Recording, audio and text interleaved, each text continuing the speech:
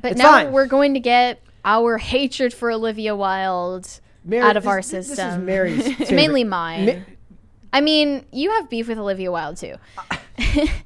Olivia Wilde thinks that she is being held to a double standard compared to male directors because she has to answer for all of the rumors of drama and beef on the set of Don't Worry, Darling. Basically, she's like, I don't want to do my job.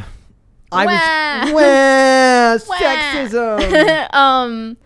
We sound so petty. I know. I have it. to say, I'm here for obligated to say first that I don't like Stephen Colbert either. And this whole segment he did interviewing her was about patting himself and her on the back. Yeah. And just he basically just totally simping. Jerks her off the whole time. He is just such a simp for Olivia Wilde. It's actually undignified. To be fair, but she's still. I may have all the beef in the world with her, but she's still gorgeous.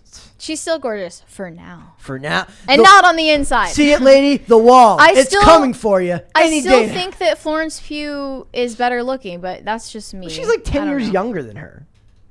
But also, like, they look like they could be the same age. No. I think they're both pretty. Yeah. I think Florence Pugh looks like she still has all her baby fat. She looks like a 27-year-old, 12-year-old. Yeah, I think she's cute. She looks like a either an old young person or a young old person. I'm here to represent adult women with chubby baby cheeks. The only movie I've seen her in is Midsommar, which was incredibly disturbing. I haven't seen Midsommar.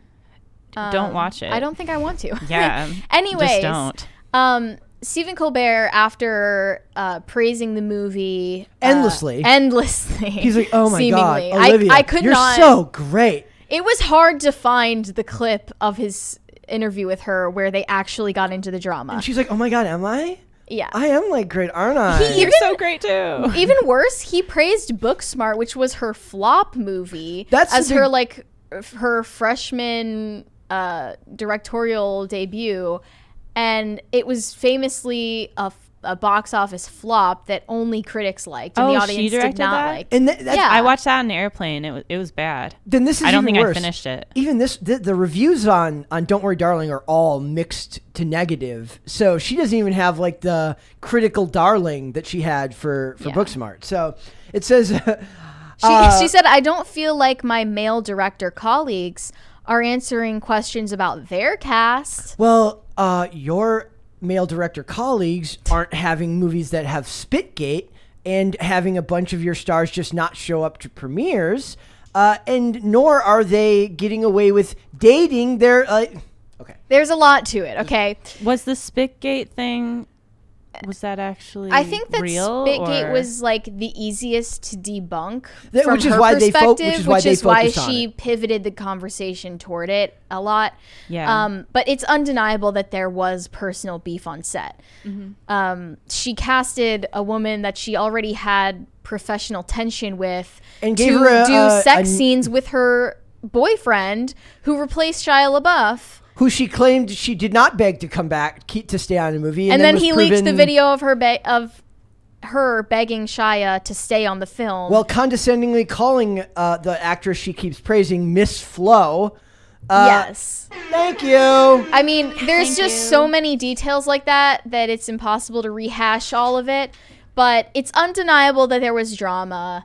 And I don't think Olivia Wilde was some kind of victim of circumstance. I think she fomented a lot of the sticky situations that Nor do I think her sex has anything to do with it. Her bad management and poor on-set work has to do with it. If the genders were reversed, it wouldn't be considered cool to cast your girlfriend 10 years your junior in the movie that you're directing. Rob Zombie casts his wife all with the time. all the talk about power dynamics. Sherry Moon Zombie should be in every movie. Really? Yeah. She has strong feelings on this. I love her. I don't know why I think she's awesome. You're a big fan of Sherry Moon Zombie? Yeah. Did you like the Halloween movies? No, I just like her. Okay. Hey, you learn something new every day, folks. Like I watched them because she was in them. I would like to. I wonder if the chat could tell us like who's another. I'm trying to think of examples of like directors who cast their. I mean, I'm not saying. Sorry to get so distracted. No, I have a problem with it. I'm saying that society at large has has this call out culture about power dynamics on sets, and she is suspiciously not subject to the same criticism because she's a female director. Yep.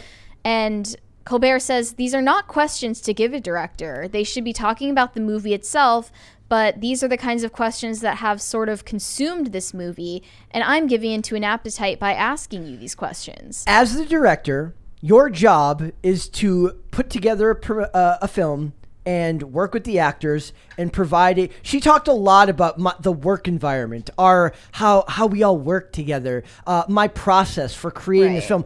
When in reality, her process was an absolute shit show that had problems on every level, and it is not a question to ignore a director if it's clearly causing tensions during the promotional runs, which is leading into your marketing. It's absolutely fair to bring these questions up once it reaches a point like this. Yeah, and I don't even think of it as like accusatory. It's just, it's obvious that there was drama, and that's the only reason that anyone has heard about this movie anyway. Everybody hates Rian Johnson for the way he talked about Star Wars beforehand, and they talk about how he got into arguments with Mark Hamill about Luke, how Luke would behave in The Last Jedi, and that there was problems on set there. It's not exclusive to women. No, it is not. Like, people in the entertainment industry generally have issues with keeping workplaces professional, and they have interpersonal conflicts because of the personality that is required to be an actor, I think. Yes. So it's not exclusive to women, and I think Olivia Wilde is just trying to avoid having to address these rumors because they're true. To be fair, we could be taking the bait. If they're using this as marketing, we're taking the bait. Maybe not. Okay, I feel it's personal to Olivia Wilde, though, because she knows that her work is subpar. Yeah. And that's the part I want to point out that I wanted to get to, where she says down here, she says, they're praised for being tyrannical. She's talking about male directors now. She says, they're praised for being tyrannical. They can be investigated time and time again. It still doesn't overtake conversations about their actual talent or about the film themselves, Wilde said of male directors. You have not yet created a movie that has reached a level that would allow for that type of dismissal of impropriety on set, because none of the stuff you have made has entered the cultural zeitgeist as anything important. As soon as you do that, and her remark about Booksmart was that it changed the cultural zeitgeist. It did literally nothing of the sort. She literally said that Booksmart changed or shifted the cultural zeitgeist enough that she earned a second chance at directing. It's not called a second chance if it changed anything for the better. Right. It's called you got a new job. It's called you got a second movie. Called getting a second chance means that the first chance didn't go well. Yeah. Right. So unless you're saying that you changed the cultural zeitgeist into something far more awful, you're wrong.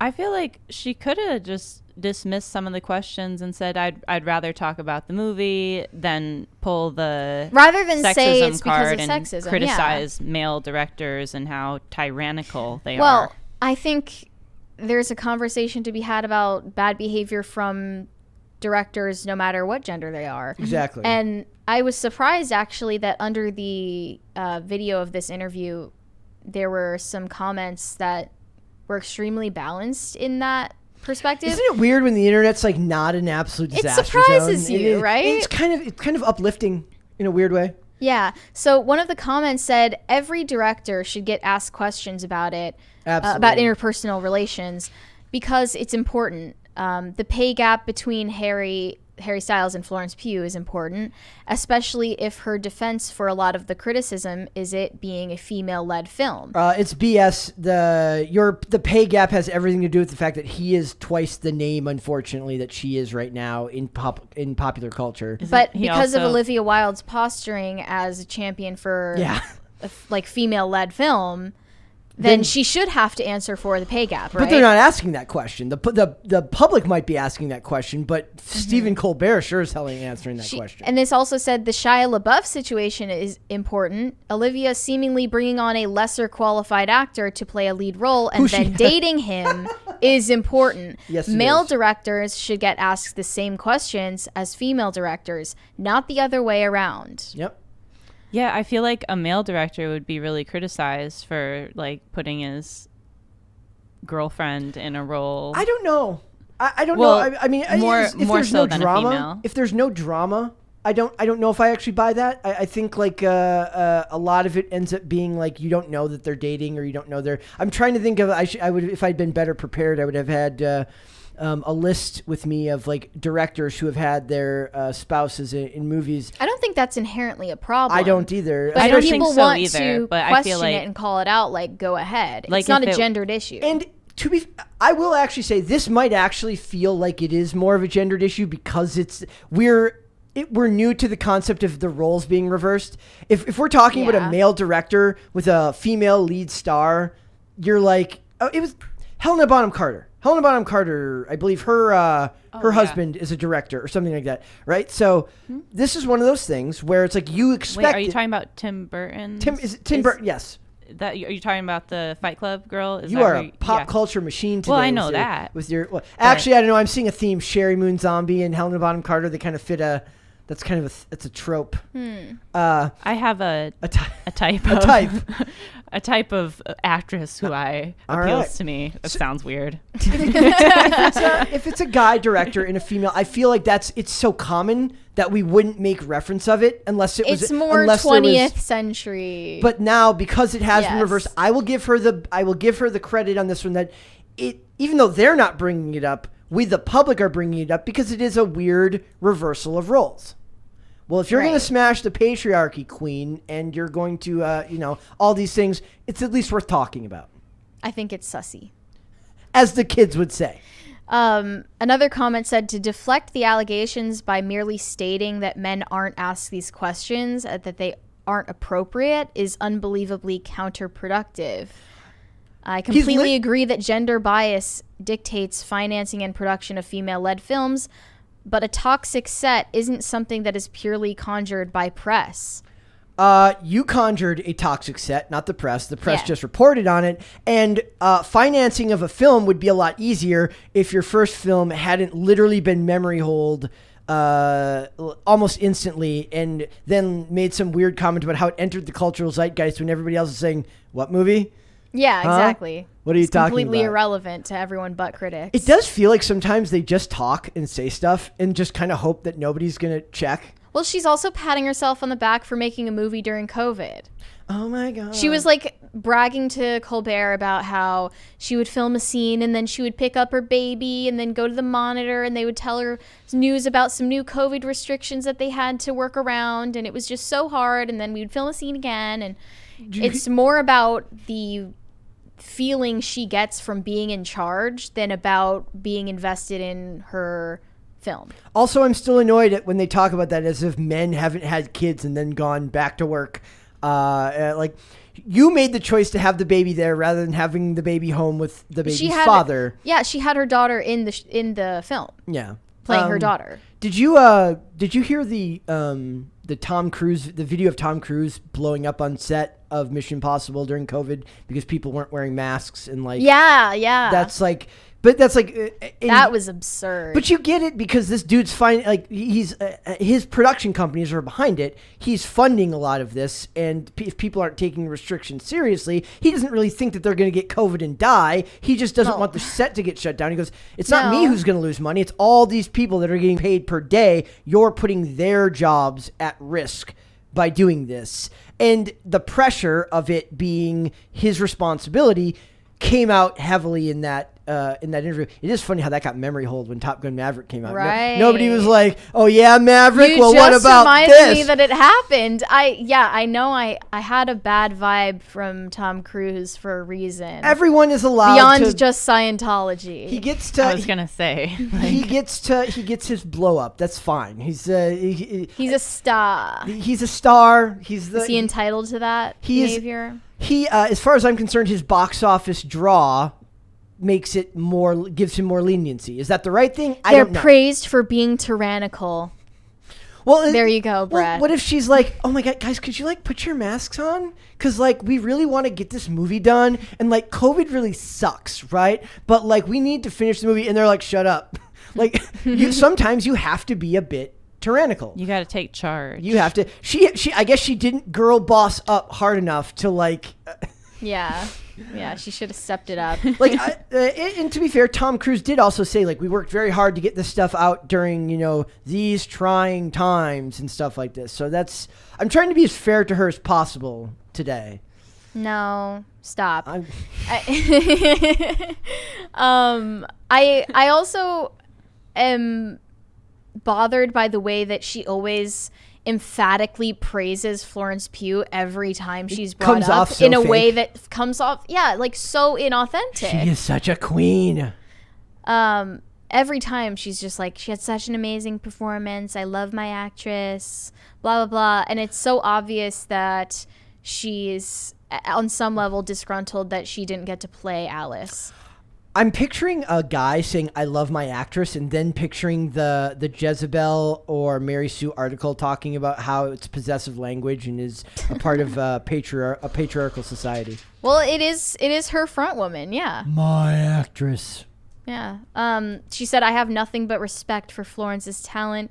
There's nothing cooler than a busy actress. When she was referring to Pugh filming Dune 2 instead of doing a press conference for Don't Worry, Darling.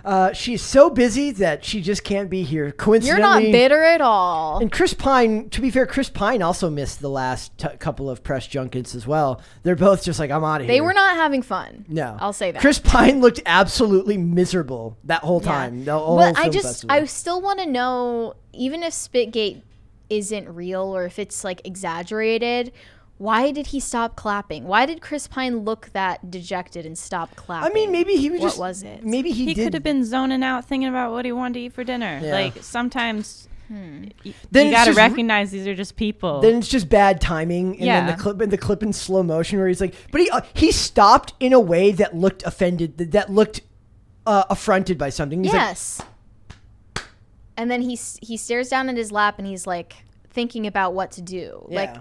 Like it did look like I saw it. I and don't didn't think it's a much of it, conspiracy but- theory. I think they jumped too quickly to say it was debunked when it wasn't. And also, it is, like you said, they go to this one because it's the straw man Yeah. of the argument. It's the easiest one to be like, look how silly this is. He clearly did not spit on Well, him. there are other things that are confirmed, such as Florence Pugh's glam team all wearing T-shirts that said Miss Flo on it. Or it was clearly something that was noted, that was talked about, that was a running joke between all of them.